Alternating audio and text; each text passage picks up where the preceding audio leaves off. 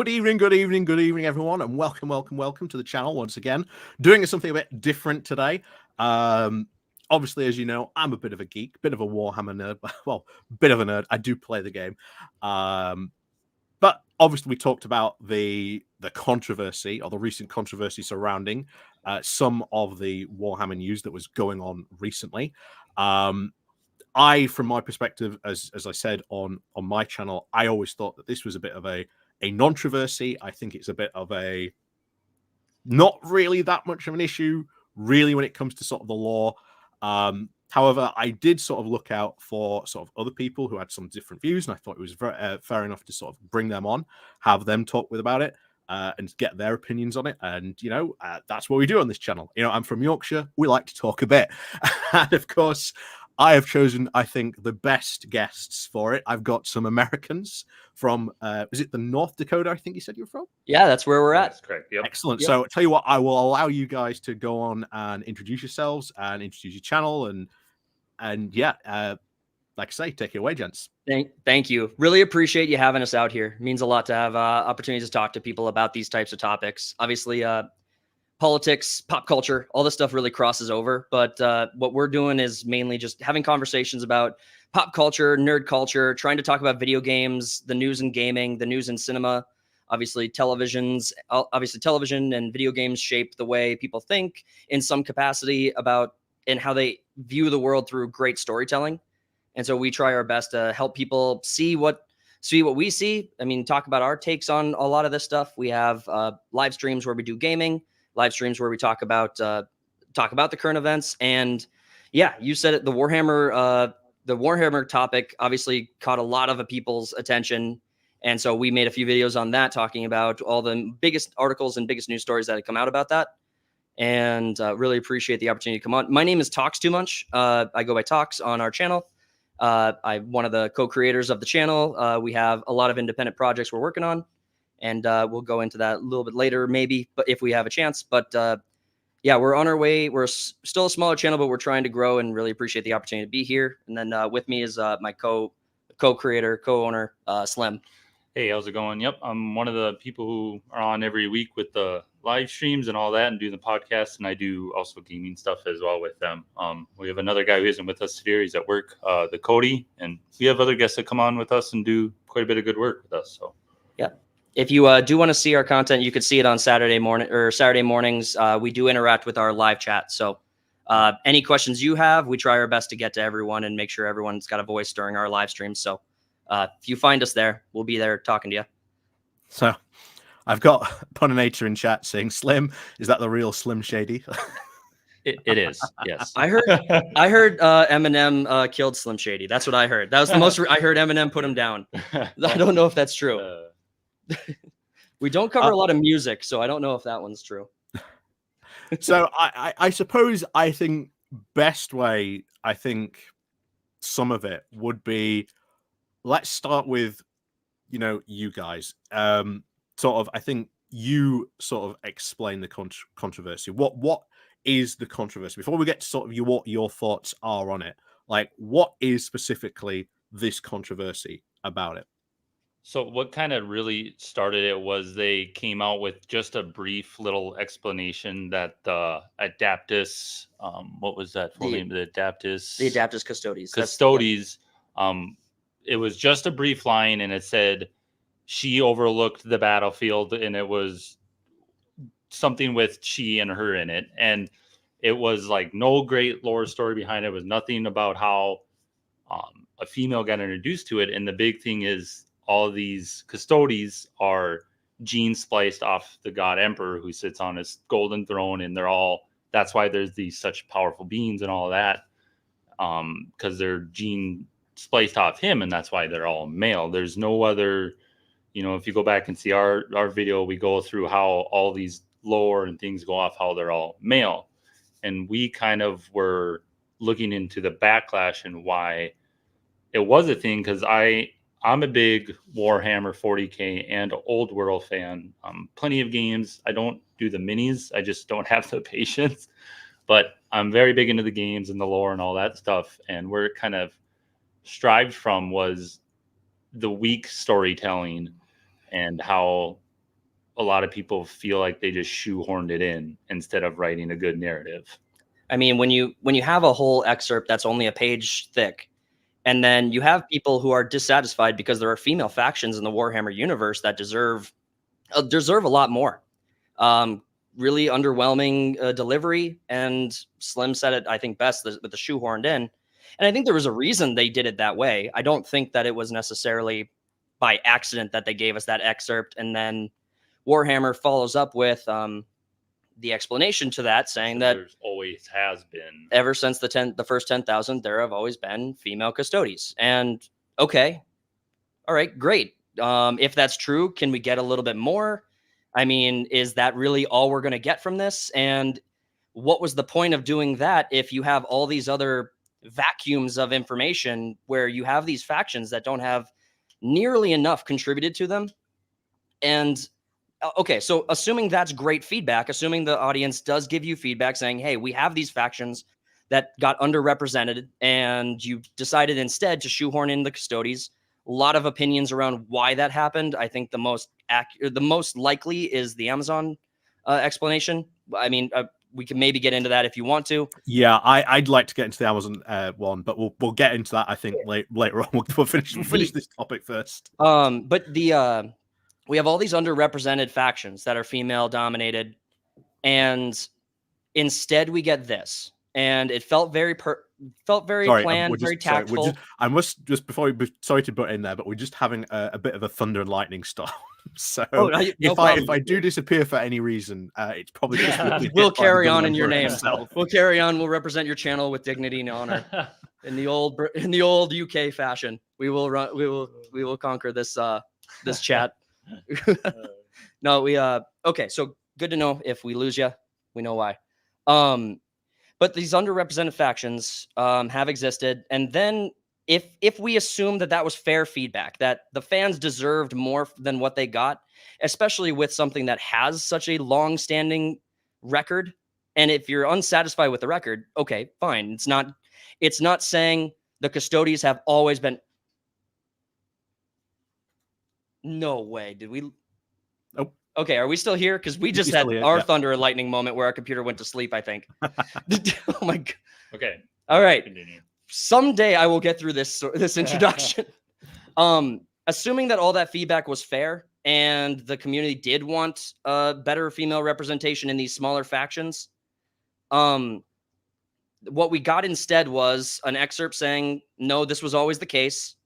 And then it followed up immediately by an article calling out the people giving this feedback as bigots, misogynists, and really trying very, very hard to create a wedge between the people with that feedback and the people without. And it seems like the people without are maybe a bit comfortable letting that half of their community be targeted like that. And then there's us who, we're just saying what Warhammer and Games Workshop have always said. The custodians have been male for a long time, and that's not really a hill to die on. But if you're unaware of what the social consequences of this decision will be for Games Workshop in the long term, I mean, we could talk about it, and I'd like to. We got a few examples of this type of thing happening across far more popular franchises than Games Workshop and Warhammer. As popular as Warhammer is, there are bigger franchises that have gotten the axe and been taken down or seriously negatively impacted by arguably even smaller decisions. So that's really where we kind of came in. We saw this happening to the community and to the fan base, and really didn't appreciate it ourselves. We probably had a harsher tone in our own live stream about it. Mm-hmm. And honestly, I'm not really that impressed with the people who are downplaying the attack on their own community. And just to clarify, we wouldn't be against with a well-written story that introduced a female custody if all of a sudden I had this thought in my head or a couple of days ago, and it was if a rogue Adeptus Mechanicus who is does the gene splicing is the mechanical of the Imperium, did this without the consent and made a female version, and then had a nice story and all this good stuff, we'd be for it. We just don't want it shoehorned in with one sentence. Your community deserves more, and your customers deserve more. So my argument against this, and I think you've seen in my video, my main argument would be is always when this stuff has come up, and I've talked about with other people at my gaming club as well when this has come up. You've got GW, who is the biggest shoehorner of their own lore. There is not a single section of their own lore that they have not retconned, rewrote, rewritten, redone since day one. I mean, the original Adeptus Custodes did not wear giant gold armor to begin with. They were always depicted as like giant, bustly men, almost like slathered with, I don't know, oil in some depictions, like almost very human in some ways. So I for one am sort of quite happy that this is actually being done, because I do think that you should have sort of, there's no reason not to have sort of female Custodes. I think there's a good argument to have female Marines. I think GW would sell a ton of models if they brought out female sort of Marines and Custodes. And I think that is my sort of stance on this. I don't think it really does do any damage overall to the lore. I think if you're saying that your argument, one of these, is going to be sort of shallow, I think over time they'll just fill this out. And we've seen this before with other things. When the Primaris first came in, their lore was very, very shallow. Oh, they were just different Space Marines, but they've added to them since then. Age of Sigmar lore, when that first came out, that was incredibly shallow, but they've really sort of built and developed on a lot of that lore for the past couple of years. So to me, this is why I would call it a complete Nontroversy, because it is just people who, I think they're just going to build on this lore as it goes along. And at the end of the day, we're going to probably look back on this, and it is going to be, I think, an issue of people making a mountain out of a molehill. I mean, so okay, so a couple of things to unpack there. So Games Workshop always retconning, right? That's their staple. That was your position on that. It's very common for Games Workshop to go in and make some kind of change that alters the lore and patch fill it in later. I don't actually think there's a problem with that, and I think the community at large isn't complaining about retcons. Do you see it is a retcon. Do you see the? Well, they're complaining about this is a retcon. If you're now saying, or GW is now saying that there are female Custodes, there always have been female Custodes. That's what they said. Yeah. Then it's right. That's what they said. There's always been female Custodes. I mean, if you look at sort of Custodes themselves, how they are modeled, you can't really tell who's under the helmet unless they specifically have either identified or they've taken the helmet off. So for all we know, they could just go, well, actually, because the Custodes have been squirreled away in the throne room for like past 10,000 years, and it was only Gilliman saying, "What are you doing here? Just sitting on your asses? Time to get out in the universe and actually do something, to help save the Imperium." Who's to say that wasn't the lore all the time? I mean, right. So the Aaron Dembski Bowden argument. I mean, we got all the old models that you couldn't make female Custodes because you couldn't make the models at the time. But now the argument is that they were so simple to make female models that all you had to do is change the description on the box. I guess which is true. I mean, both can be true, really. Sure. I mean, I guess both could be true if that was if they took a single action in either direction. But they took one direction was not to make female Custodes. They've had female models for a while from the Sigmarines, I suppose you want to call them that. they've had female models for that for quite a number of years. Right. But if retcons are so I want to go back to the retcon thing, because I didn't get a chance to really address that one yet. Retcons happen all the time in the games workshop universe. And there's almost always some level of backlash to varying degrees. Someone usually doesn't like a lore change. Someone doesn't like it. And today it's this faction, tomorrow it's the next faction, and years ago it was that faction, right? So retcons happen all the time. There's almost always some frustration about it or some adapting to it. Now, but the community is being assailed by journalists who are calling them some pretty shitty things. I mean, these aren't my people. These are your people. These are Games Workshop and Warhammer fans. I don't think the term bigot and misogynist are very, very fair terms to throw around when these same people love the Battle Sisters or the Sisters of Silence. I don't think it's really fair to say these people hate female adaptation when they actually don't.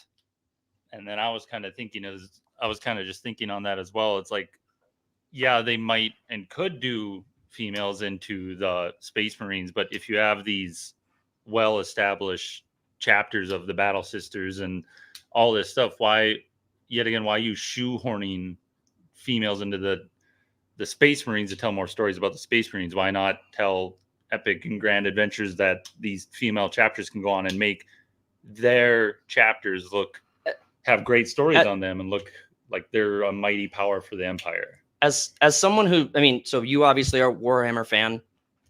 Would you be dissatisfied if Custodes got hard locked as only a male faction and we got female representation in stories in other ways? I mean, is it only going to satisfy one faction of the Warhammer universe if there's representation in every faction?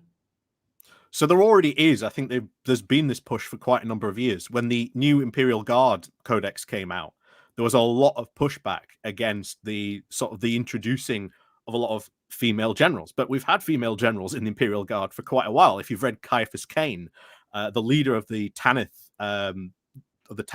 division is a female Imperial Guard general. There's a number of female characters already there.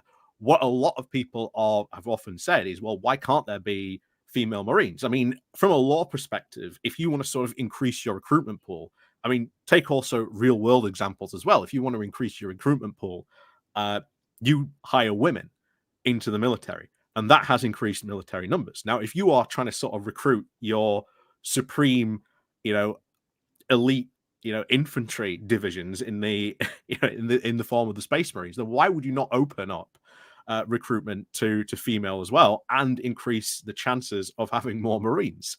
They do. That's the whole Battle Sisters is the equivalent for the Space But why Marines. not take them down the Marine route as well? Because they're the same thing. From what I know, lore speaking, they're basically the same thing. It's just that's their name for and they just keep them separated. I mean, what's wrong with the Battle Sisters being the female group and the Space Marines being male? Would you have males in the Battle Sisters then? Why not? There already are technically in the army. I guess that's kind of the thing. I mean, so we might not come to an agreement on where we're fine with everything kind of settling down in the long term. And, it ultimately might come to the point where every faction is ambiguous and, there's no reason to divide these things by gender or by sex. I mean, that might come down in, let's say in 10 years, that's what Games Workshop is. Okay, fine. The audience still has a voice on whether or not they're content with that. And I don't think it's necessarily misogynistic or bigot to actually want to divide these stories in ways that could be tackled individually. And I think we're getting to the heart of the matter there. What it has been an overwhelmingly misogynist backlash against this. There has been. You cannot deny that there has not been. I've seen some of the responses from different people on Twitter, in different YouTube videos. This has been there. If you want to name someone, Arch Warhammer, absolutely, completely a misogynist backlash just against the single idea of having a female Custodes was just an absolutely heretical abomination, according to him. And he said a ton of other stuff that he's followed up on Twitter with as well. I'm not going to bother going what he said because, to be honest, I think I get, I'd probably get censored on YouTube.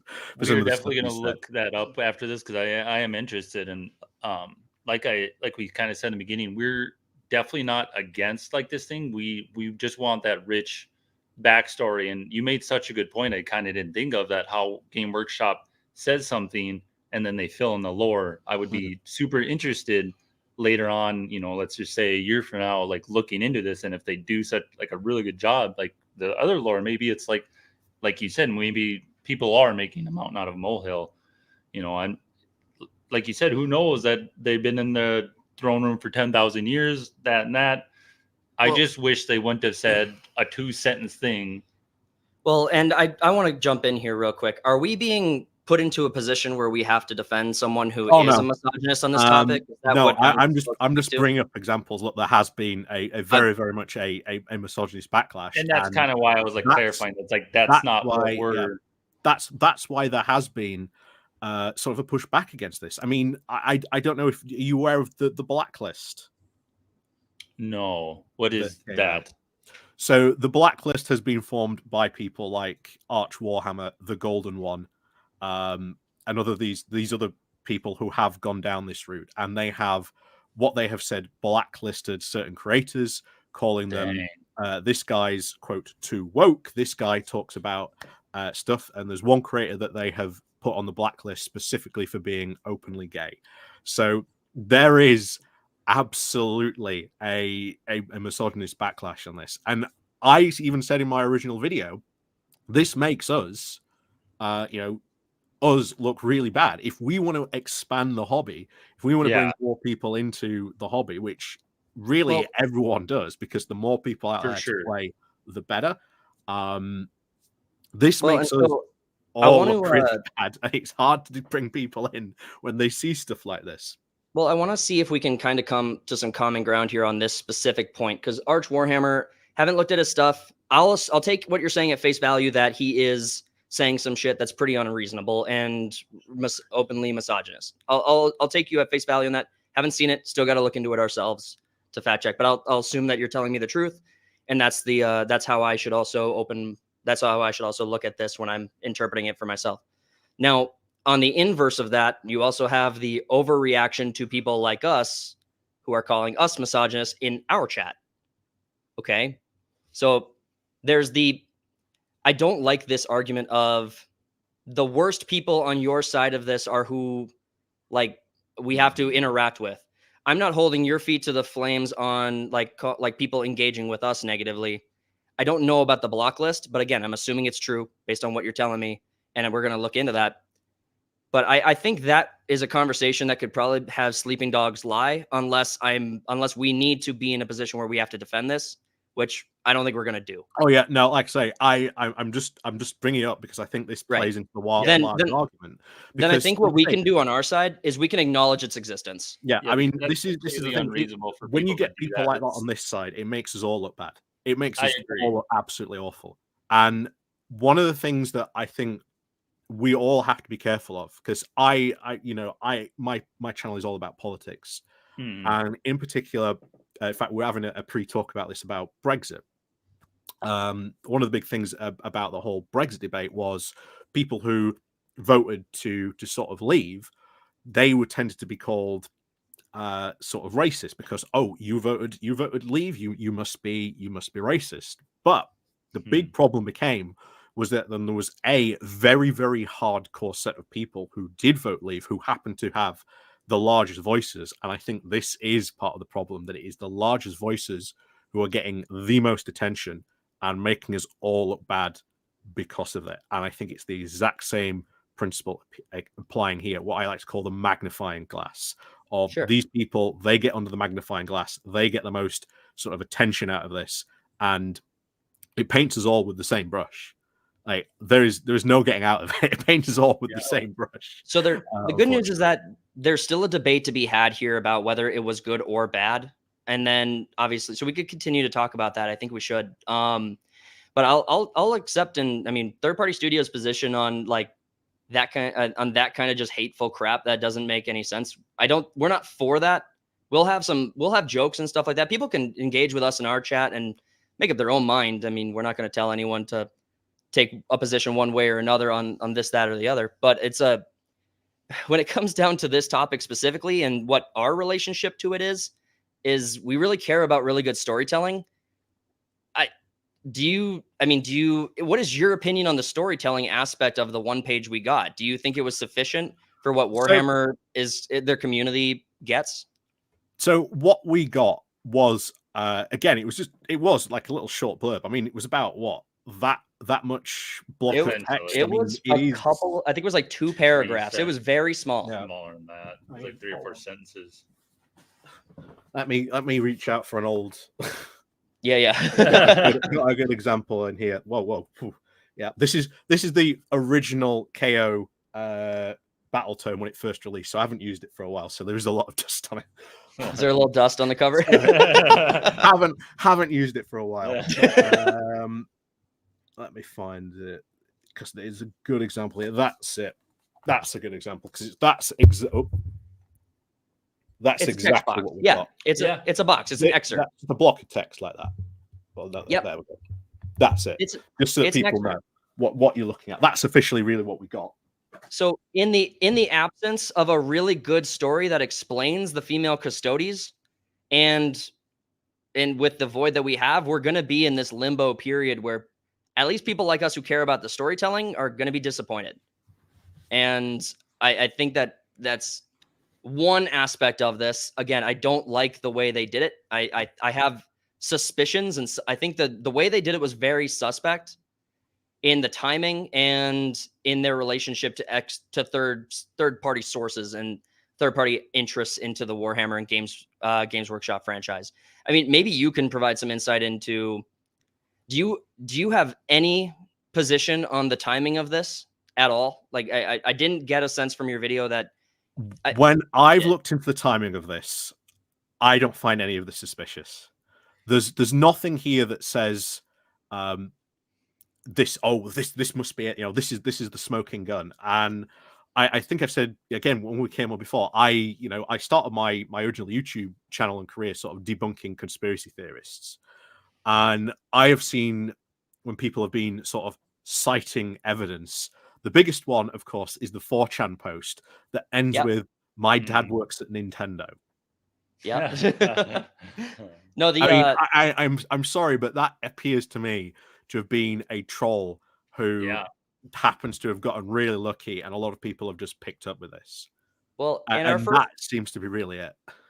Well, in our first video, we cited it, and we said it's a 4chan post.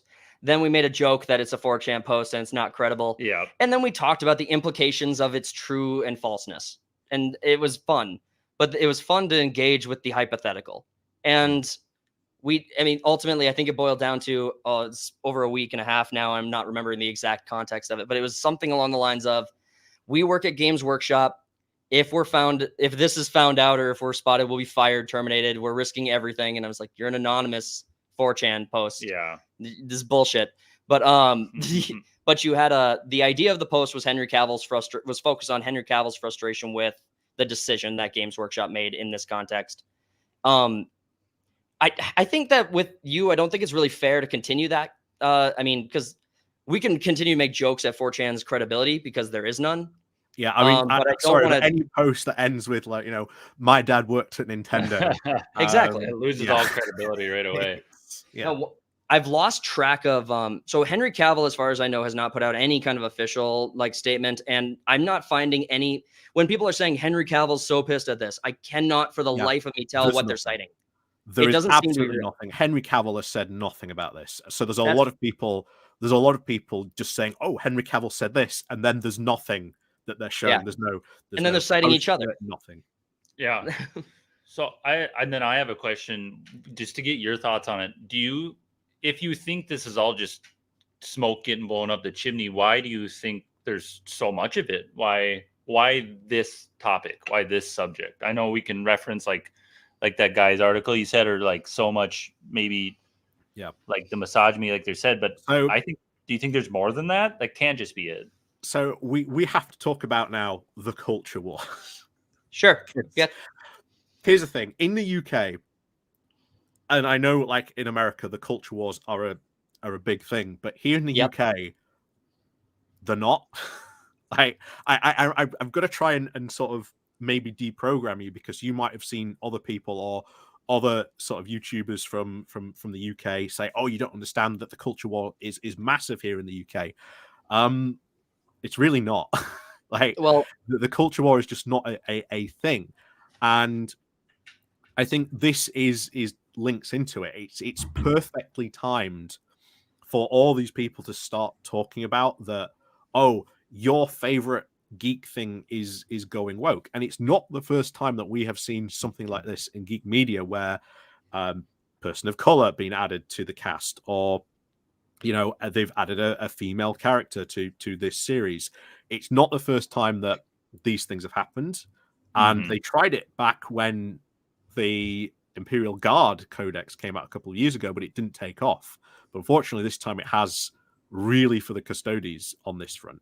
But before we, before we actually continue on this, there's someone who in chat who does actually bring up, I think, quite a fair point. So I've just brought up their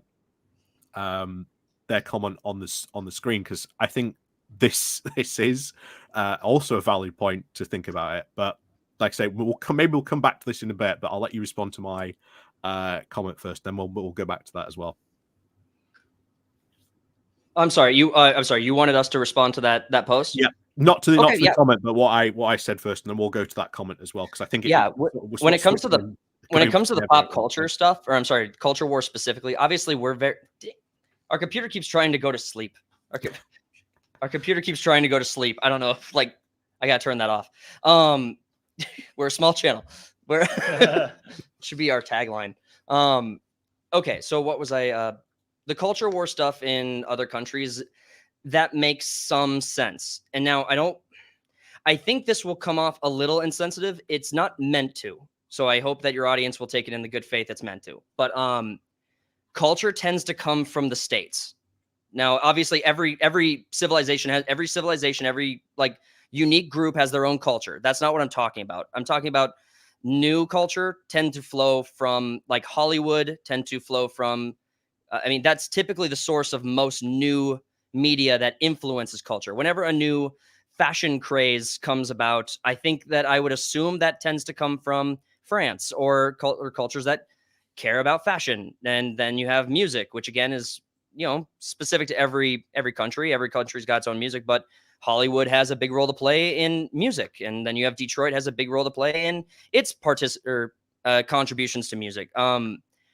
It would make some sense to me that the culture war doesn't dominate the global scale, because it does feel like it's a very American idea to debate these conversations in a vacuum that has this is where a lot of culture globally gets created and spread out. I'm not sure so you know what IMDb is, right? If you want to look up a movie. Okay. I'm not, again, it's meant to get, I'm not assuming that you guys don't have IMDb. I'm just assuming what I'm saying. Well, we've only just got, indoor plumbing in Yorkshire. So. Right. We're in North Dakota. People think we still have horses. People think we still people think we get around on horses. We don't. Again, but the point I was making was that if a lot of this culture tends to flow out of Hollywood and out of these creative sources. India also has their Bollywood. They places where creative content gets made is where I would expect the debate about the creative content to be most prominent. So, if we yell loud enough in the States about this specific idea being a bad idea, it might impact the creation of that idea. Helldivers 2, the news broke today that all of the backlash with that video game, not changing the subject. Are you familiar with the Helldivers 2 stuff that's going on with that? Okay. So Helldivers 2, they made a lot of what I would call mistakes. The fans raged at them. They got review bombed, and Sony fixed the mistake. Sony fixed the problem. So there is this idea that if the squeaky wheel gets the grease. If you bring this stuff up and you talk about it, maybe you can influence change. And so culture war in the US, it does make some sense to me that wouldn't be as predominant in other countries. You said it's not where you are. Okay. Kind of makes sense to me. It kind of makes sense to me. Is all. That was a long-winded explanation to say, I believe you. The funny thing is, as someone has brought up in the chat, GW, like I say, Games Workshop is as British as they come. I've got to bring this up because I can't not. I'm an orc player. This is Gazgul, and of course, Gazgul's full name is based after Margaret Thatcher, because it's Gazgul Mag Thraka. Yeah, I was looking up a bunch of lore the last couple of days, and I watched just the orc lore is just so interesting, and I really like how CW is made their So how do you guys interact with how do you, like, you guys overseas interact with new content as it kind of becomes international? So the point I was bringing up about IMDb was that there's a box office release and box office statistics specifically for the US, and then IMDb at least counts everyone else as global worldwide or global record. So this might just be your guys' audience has to just freaking hate me as an entitled like American right now. I have to believe it. This American. No, so he doesn't this know is we have tea crumpets. How dare he? Question, because I'm not 100% sure how to answer this, because as part of my other sort of day job, I do a lot of freelance marketing. So working in sort of different audiences, looking at their insights, is again part of my job. And here's the thing: you are right. Different audiences interpret different things, and it can be wildly different things. My weird one was that I know that came across a couple of years ago, especially in advertising. You can't have someone in Russia wear denim jeans in an advert because denim jeans in Russia is considered gay. So if you're trying to cast someone in an advert for an international product or a thing, you can't have them wear denim jeans because in Russia that's considered gay. All right. Well, So I mean, we it's have really, some stuff to reconcile with in the States right now. We have a lot. We have a lot of denim here. We have a lot. But I'm sorry. It's exactly. It's these different sort of cultural perceptions, and it's honestly quite hard to sort of think about why different cultures will interpret different sort of attitudes or when they sort of see and take in stuff. It is quite it's an interesting question, but honestly I don't know generally how to answer it.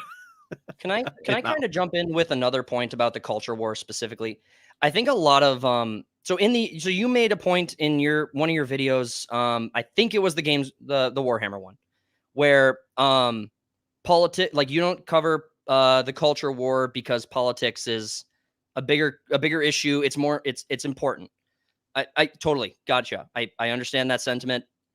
In the States, we have a sentiment, or we have a quote from Andrew Breitbart. It's politics is downstream from culture. That's a common understanding in the States, and it doesn't appear that sentiment is echoed with you. And that's fine.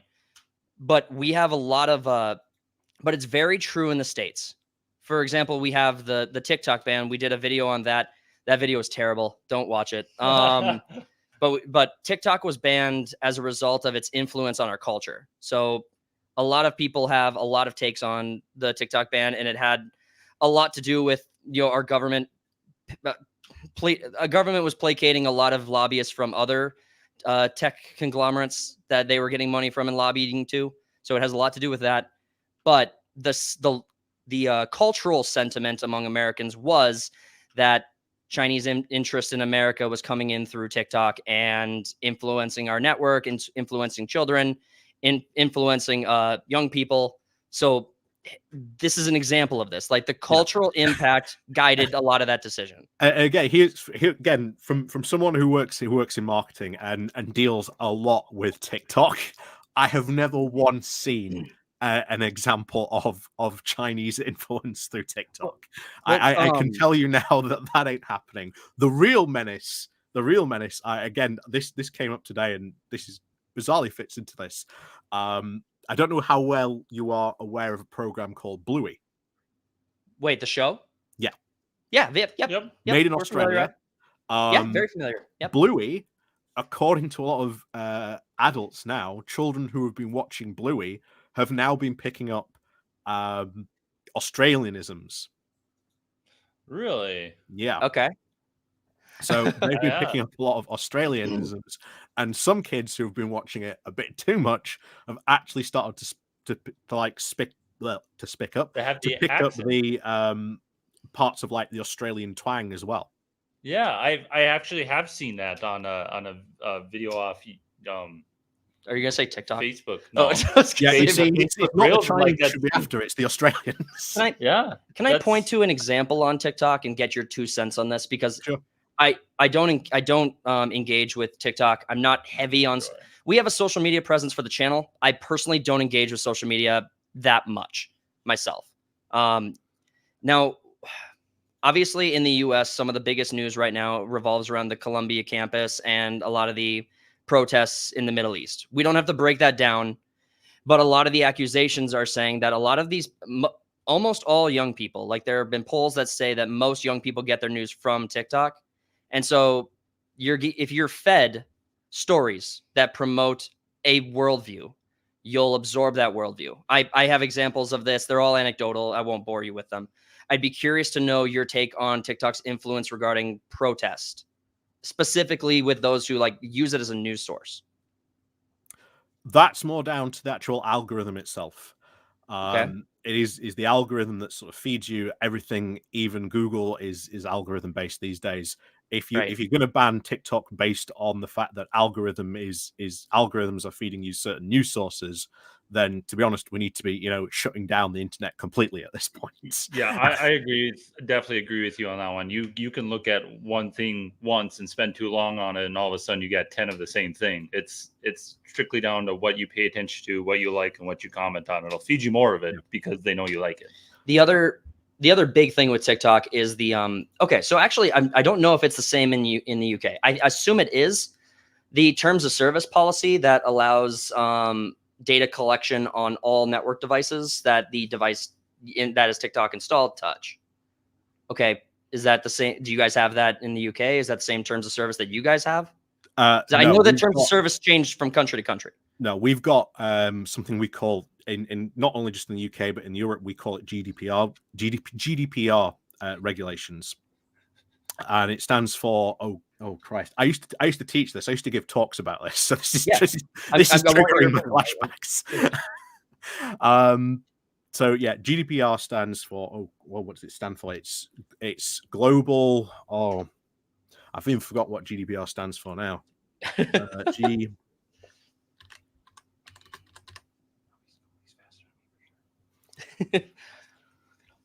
That's it. General Data Protection Regulation. Okay. That's what it stands for. Yeah, sorry. Just come you're fine. I should remember this. It's good. But what does that do? So this is really all about protecting your data. So as part of a big sort of European sort of initiative to sort of sum it all up, not to go sort of too deep into it, your data and your personal data has a right to be protected. Companies must defend your data. They aren't allowed to share it without your express permission to share your data with any third party.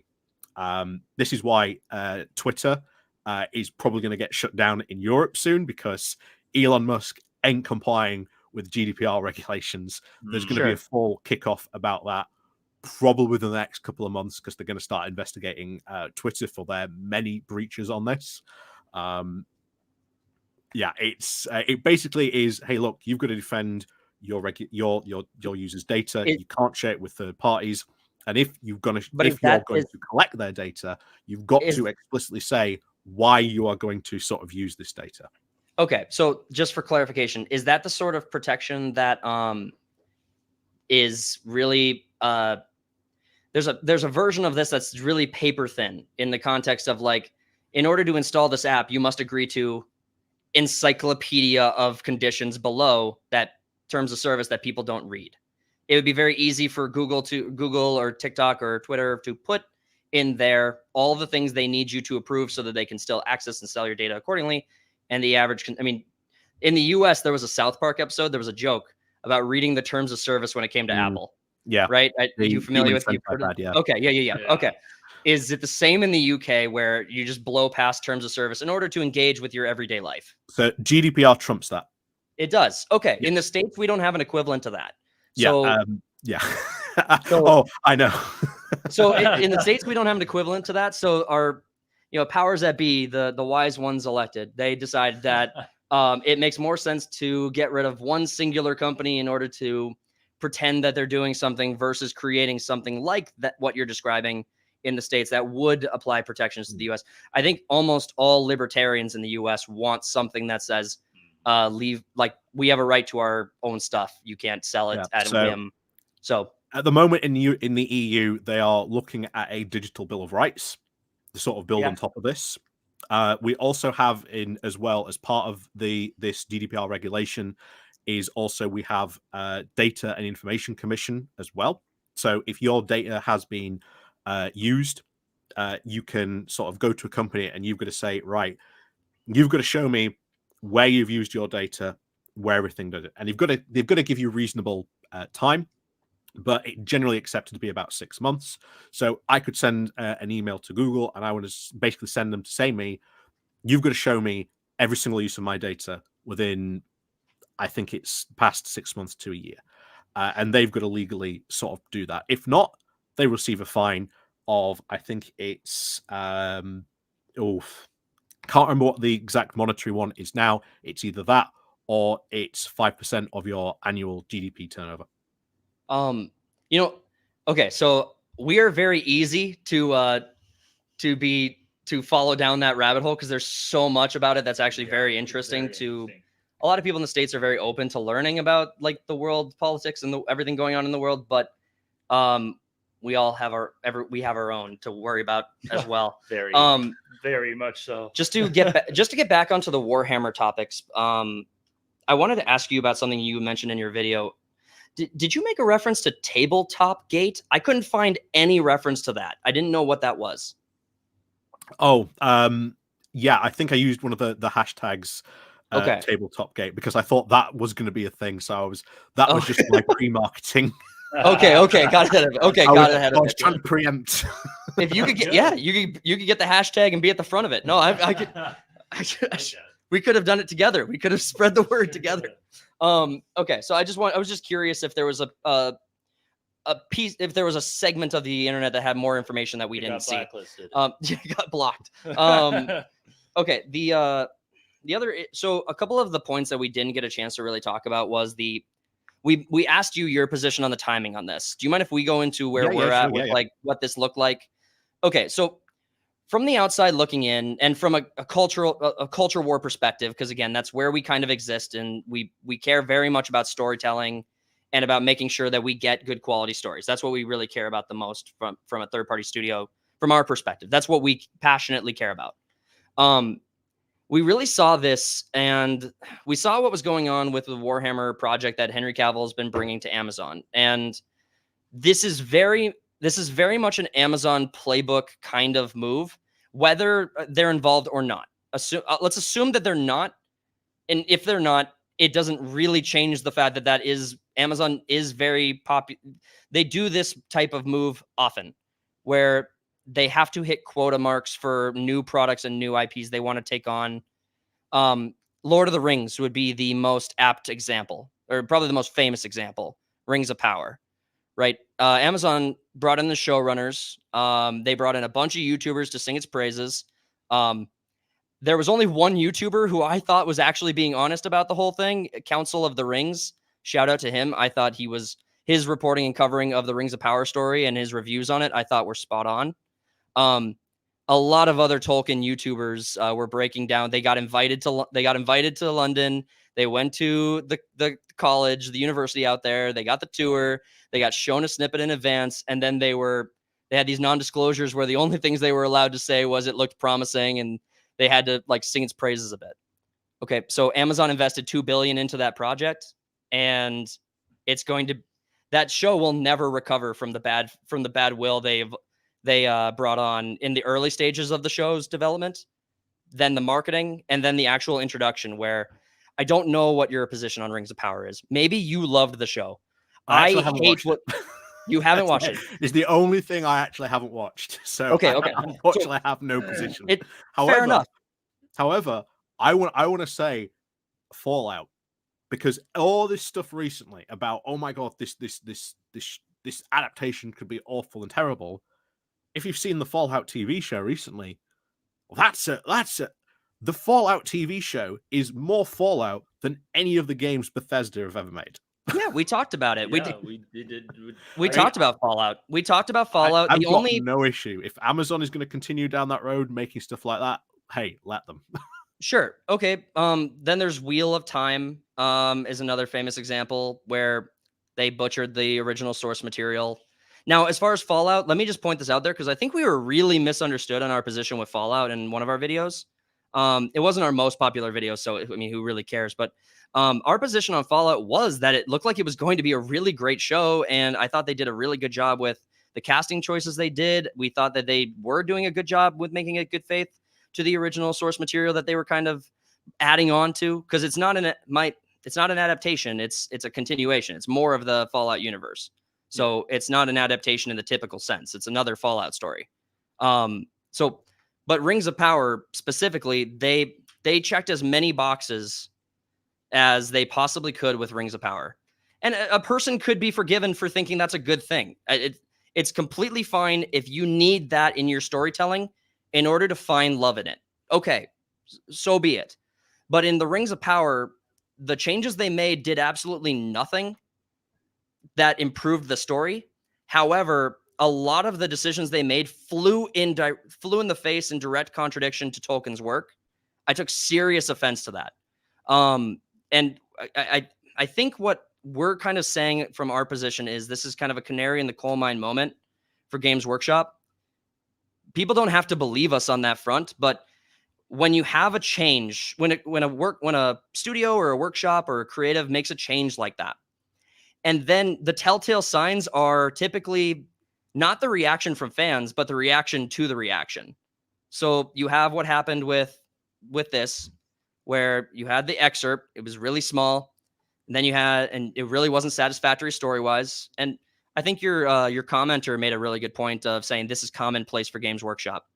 But I also think I don't think it was really a defensible business move. I think that the decision okay, so you want to bring in more people into Games Workshop and you want to bring more people into this hobby. I don't think this did it. And I think they knew it wouldn't. I think they knew that this would divide the fan base. I think it did divide the fan base. And I think that they attacked people once they saw the fan base was divided. And that's exactly what happened with Rings of Power. They put out the trailer. Then they started defending their decisions. The fans backlashed. And then all of the articles calling the fans bigots, misogynists, racists started to flow.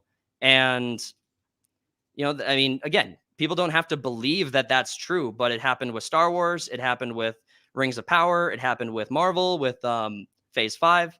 I mean, all we're doing is pointing to the same pattern that's evolved over some of the most beloved franchises in history, pointing to the failures that led to, and then letting people make up their own mind. People don't have to believe that this is a real problem. All we're doing is pointing it out. We're just saying, look at what happened to Star Wars. If you don't want what happened to Star Wars to happen to Games Workshop, be careful. Proceed with caution. Treat this accordingly. Yeah, and I think that's the best way to say, just be careful. Give us story. We just want it elaborated. And like you said before, they add stuff all the time. They can add to the lore, and that's what I want to see, and that's what I think we both want to see. We just want them to give us substantial content for it, and that's fine. So my again, I would sort of repeat what my comment is that the lore is going to be ever moving, ever changing, ever differing, and always on the move. And I think at the end of the day, what is happening here and what is I think happening not in this case, but again, a couple of instances you mentioned, I would say is there's been the company puts out their product. There is a fan backlash, or some fans have like lore problems with the custodies, like yourselves have said. What I would say is between the point where the media gets involved, what has happened here in particular is that there has been a very, very, very much hard alt-right wing backlash who do not want any type of this stuff to appear at all, because for some, I don't know, reason or another, they feel like having a female custodes is a threat to them and their precious universe. Because, well, I think you've got to have seen the God Emperor Trump meme. Yeah. How did I know that was going to come up today? Yeah, I mean, that's good though. I know I mean, we have. the big I know. thing that we have to talk about is there are a lot of people certainly in the alt-right, in the alt-right sphere, who use 40K imagery and stuff to sort of to try and further their agenda, to put out their own propaganda and what they use. So I think you're right, but you have to talk about there has been what I described at the beginning as the magnifying glass. Yes. Of people are focused on this subsection, and they're the ones who have the loudest channels, the loudest voices, get the most attention.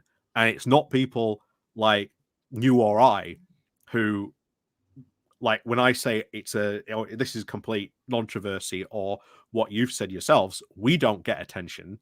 It's they who get all the attention. Right. And as a result, as a whole, it makes us all look really bad as a group. I want to point. I just want to like kind of. I don't know the right way to say this. Okay, I'll understand and accept that the alt-right makes a lot of problems for people who want to enjoy certain types of content and are excited when those types of changes get made into the content. And again, this is more of an outside perspective for me, because for Warhammer, I am a fan of the universe. I enjoy Wes Hammer's content on YouTube. I think his breakdowns are very enjoyable. He's on the bad list as well, by the way. Yeah, I like his content. I have nothing against his. I think his content's awesome. I don't think it's the people who are trolling and being loud and obnoxious that you have to worry about. I think actually it's different in the sense that I think the fan bases need to reconcile that. I think they need to reconcile this in a different way, because if we look at Star Wars specifically, let's say the alt-right trolls went to war against Star Wars and they were effective in cutting their bottom dollar by 20%, which is a huge number. It's hundreds of millions at that scale, right? That's not a small pace. But Star Wars isn't growing, and it's not because the alt-right is like telling people not to go see it. It's because we've had how many Star Wars projects have we had since it was bought by Disney? 20? So you've had 30? Lots of shows. Yeah, they've had the new trilogy. So, but I've very enjoyed the animated shows. The last 3 movies I didn't, but they have put out good work. It's not like it's nothing. So, but Star Wars has to actually make content that is enjoyable to the average person. It's ultimately, at the end of the day, the influence of those alt-right trolls is going to be smaller than the influence of good quality content. If Star Wars makes great content, all of those people lose credibility instantly. But if they don't make good quality content, it emboldens and makes those points stronger. You have to beat that. You have to beat that objection from the alt-right trolls with good quality content. Like in a year from now, I hope that they come out with more Games Workshop works, and that we have absolutely no basis here and we're wrong. I'm not looking to become like the anti-Games Workshop YouTube channel. I want them to make great stuff. I think a lot of what they have out right now is amazing. I enjoy a lot of their games, but it's good, their content. So. But it ultimately, whoever's complaining about Games Workshop is not going to have a leg to stand on if they make good quality content and stop feeding ammo. Like that 1%, like you're talking about, they just have such a loud voice, and we just got to ignore it and have discussions like we're having right now. It doesn't help just blowing smoke up the chimney. Doesn't help anybody.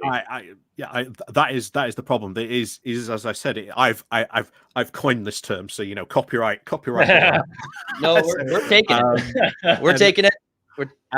This is the problem. It is those people who get the most voices, and it does feel a need to sort of fight back against them. But the problem is people don't, because they've got their own large audience who agree with them, and if you speak out against them, then as we've seen with the block list that came out, was a direct response to these people who came out and said, well, hold on guys, what are you talking about? You're putting out a ton of nonsense about this. But I want to go back to the Star Wars thing, because actually I quite like The Last Jedi. No way. Are you alt left trolling right now? Are you just... No, so the reason why I like The Last Jedi was they tried to do something different, and this is what Star Wars desperately has sort of needed a new story and to try and take the franchise in a new direction. And The Last Jedi was an attempt to try and take sort of the interpretation of the Force to try and say, hey, you don't have to sort of cling on to the ideas of the Jedi and the Sith. Hence the whole idea of, let it die. The whole thing with Yoda burning the books that Luke was so obsessed with. Well, no, go on and learn new things, add to the new knowledge. Don't be afraid to expand the knowledge that you already have or that you already built on. And that is kind of stuff that the Star Wars mythos in itself really needs in many cases, because otherwise it becomes very, very stagnant. A lot of people, when Disney bought it and they sort of trashed a lot of the old original sort of Star Wars universe. I don't know how you might have been into all of that stuff. Yeah, so just to stop on that real quick, the Disney annihilated all of the lore and created the new timeline. Yeah. Well, not the new timeline, but the new galactic calendar that basically erased everything that was a lot of that work was fan created. I mean, a lot of that work was published as like third party from George Lucas just saying, I agree, that's canon now. I mean, that was all great work. None of that should have died. I don't agree that any of that work should have been lost to the sickle and scythe of Disney going through and just reaping all of that amazing content away. And they are one of the worst abusers when it comes to content on the internet and copyright abuses against independent creators who are trying to make beautiful stories. All I'm going to say is zombie stormtroopers were a terrible idea when they did them in the fair enough. They were an awful idea going forward. The new way that they've done them in the Ahsoka was actually, I think, much better. That these are very well done. I agree with that. It's far better way they've done it in the new law, not the old law. Really bad, but yeah, honestly, a lot of that old law was not very good. I mean, yeah, sure, but that's for the fans to decide. Well, this is it. As fans, I suppose this now comes to who gets total ownership or control. Is it the fans or is it the authors? That's a great question. Now, they're all independent work. Disney cut them out of the equation. Do you think that so you and I we had a conversation before this, and I'll keep your position to myself, not to put it in, I'm assuming it's pretty public to your followers, what your stance is on things, but do you believe that those independent creators had a right to be paid for their own work when it came to Disney coming out and taking an axe to their canonical connection to the lore? So they already got paid at the time. Sure, but there's residuals, there's royalties, there's property, there's IP. They had the right to the zombie stormtroopers. Now they don't. But if you are going to make Star Wars more public accessible to a general audience, you had to thin down the post Return of the Jedi novel stuff. There was so much stuff going on there from a perspective of just crazy stuff that people would have to read a multi-series of books to try and understand in the new Jedi Order and everything. So I've just realized we have reached time as well at the moment. So maybe a conversation for another time. Yeah. Maybe we can do a Star Wars theme. No, this has been so much fun. Yep. Yeah. No, like I say, thanks so much, you guys, for coming on. And like I say, I'll let you sort of do your own outros if you want. And yeah. Okay. Yeah. Thank you. Anyone who's listening, we really appreciate you guys giving us the time and the platform and the opportunity to speak our 2 cents on it. I'm assuming we won't have everyone agreeing with us, but if you think we made a fair argument on any of our topics and want to listen to us on other content, or if you want to check out other content on our channel, like gaming content, we have weekly live streams. We have 2 weekly gaming live streams and a weekly podcast. And then we release other videos as well throughout the week. We're trying to become monetized and get our way up to 1,000 subscribers so that we can invest more time into this and take on additional projects. We are trying to create our own work. We have our own comic book that we are working on. We have our own board games that we are working on in a separate LLC called Vanguard Games. We are trying to create books, and eventually we want to create video games. And our long-term plan is to create live-action short films. If you think any of that is cool and you're curious about what that content will look like, I hope you'll consider coming on over and giving us a subscribe, liking any of our videos, and commenting what your thoughts are. And if you have nothing but disdain for our takes on this, come and let us know that too.